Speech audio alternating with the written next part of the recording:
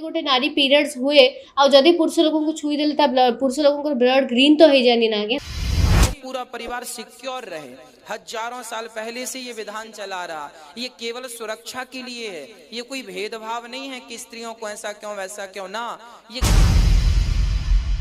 घर एमती भी अच्छी आज्ञा जो कह हो पीरियड्स ऊपर कथा होना जदि जोर से पीरियड्स के कहि भी दउचन ताको आखि देखा जाउची पीरियड्स कहना तो जेबेठु मते पीरियड्स सहित मु एनकाउंटर हेची बा एई माने एई दिन सहित मु जेतेबेठु एनकाउंटर हेची आज्ञा मोर सब बेले धारणा थाए काई कि मु छुईबिनी आचार काई कि मु चावल दबा छुईबिनी काई मु गादेबी राती 12 रे मुंड धोईकी तो एई जिंसटा मोर सेते बेलु ही एई लड़ाईटा थिला। आज का नहीं अनादि विधान है और जिसने बनाया है वो भी एक साइंटिफिक है। पति से दूरी बनाने को कहा गया है ना। अब कोई कहते हैं अपवित्र अवस्था में भोजन नहीं बनाना चाहिए स्त्रियों को।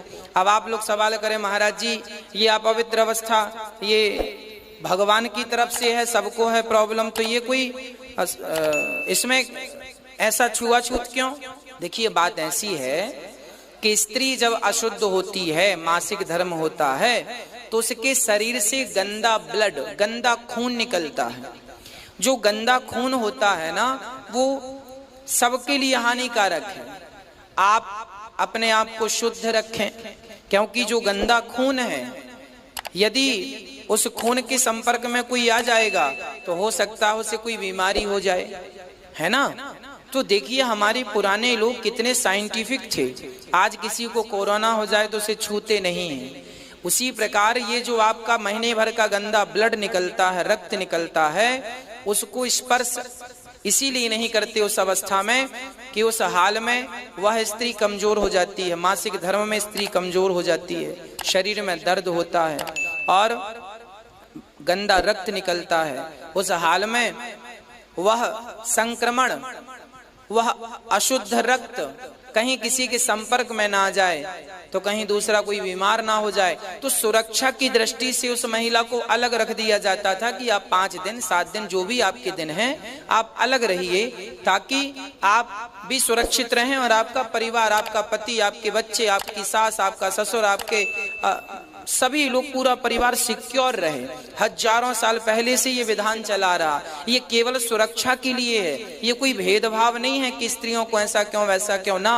ये केवल एक सुरक्षा है ना, केवल सुरक्षा है, आपकी सुरक्षा है। अच्छा देखिए, कहते हैं कि जब स्त्री को अपवित्र अवस्था हो, रजस्वला हो, तो उसे घर का भोजन नहीं बनाना चाहिए। क्यों नहीं बनाना चाहिए? क्योंकि एक तो उसको दर्द है, पेट में दर्द है, कमर में दर्द है, सिर में दर्द है, और ऊपर से वो भोजन बनाए। देखिए आपके बुजुर्गों ने कितनी अच्छी व्यवस्था की है, किसी बहाने आपको 5 दिन का रेस्ट मिल जाएगा, है ना। भोजन नहीं बनाने से आपको रेस्ट मिलेगा। आपका जो दर्द है, आपको आराम की जरूरत है।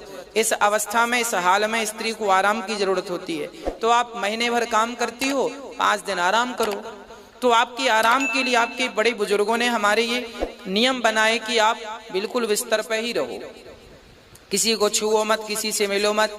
हाँ, भोजन प्रसादी करो, आनंद से चिंतन भगवान का करो, पर आपकी भलाई के लिए ये नियम बनाए गए।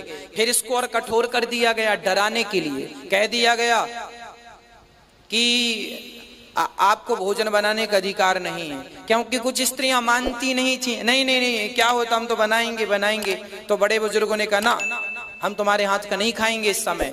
इसीलिए कह दिया कि इसी बहाने ये डर के मारे आराम करे, तू आराम कर, इसी में तेरी भलाई है। तो दुश्मनी से नहीं कहा, या कोई गलत भाव नहीं है कि आपको छुआछूत है या कोई ऐसा कुछ भी नहीं है। आपकी भलाई है इसमें, भलाई है इसमें। आपको घर से नहीं निकलना इस अवस्था में, क्योंकि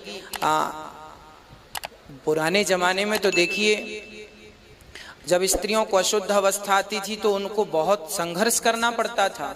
आज तो फिर भी बहुत सारी व्यवस्थाएं हैं, पर आज के 100 साल पहले अब बाहर कोई मार्केट में स्त्री है और उसी समय मासिक धर्म चालू हो जाए तो पूरा उसका वस्त्र रक्त से गीला हो जाएगा। इसीलिए बुजुर्ग लोग मना करते थे कि उस हालों में, उस समय में आपको घर से बाहर नहीं निकलना। क्यों? आपकी सुरक्षा के लिए।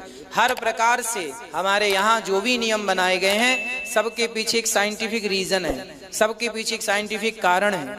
अब कोई उसे समझे ना समझे वो उसका अपना विषय है।